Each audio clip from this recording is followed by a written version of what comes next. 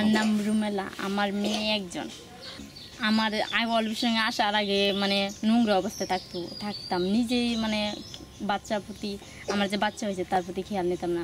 অল্প সঙ্গে জানাতে আমার বাচ্চাটা পরিষ্কার রাখি, আমার স্বামীর প্রতি বা আমার সংসারের প্রতি কোনো পরিচ্ছন্নতা, আমি নিজেও পরিষ্কার থাকি আর 10 জনকে পরিষ্কার রাখার জন্য চেষ্টা করি।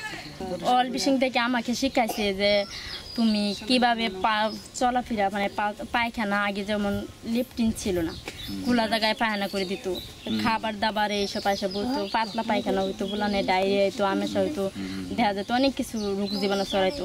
ওখান দেখা যায় অল্প সঙ্গে জানার থাকাতে আমরা যেটা শিখছি, মানে করুন লিফটিন যদি আমরা নাও করতে পারি, মাটির লোকস লিফটিনটা আর কি কম দামে যেটা কাগজ টাগজ দিয়েও আপাতত আমরা সেটা নিরাপত্তার জন্য, রোগ জীবাণু থেকে বাঁচার জন্য, মানুষ শরীর শক্তি থাকার জন্য তা আমরা ব্যবহার করি। এটা অল্প সঙ্গে আমাকে জানাইছে। আর গ্রাম অঞ্চলে আমার এলাকার মনে করেন আরও 10 জন জানছি, আরও চেষ্টা করি যে আরও মানুষের জানার জন্য। ভবিষ্যতে চিন্তা আছে, আমি যেটুকু পারি অল্প সঙ্গে সাহায্য করছে, তাছাড়া আমিও সাহায্য নিজে কর্মে যেটুকু করতেছি তার ভবিষ্যতে মানুষ করার জন্য। অল্প সঙ্গে যে তার সাথে সাথে সাহায্য করে, তা আমি একটু কষ্ট ওটা আর কি, মানে তার সাথে আমি পাড়ি দিয়ে উঠতে পারতেছি।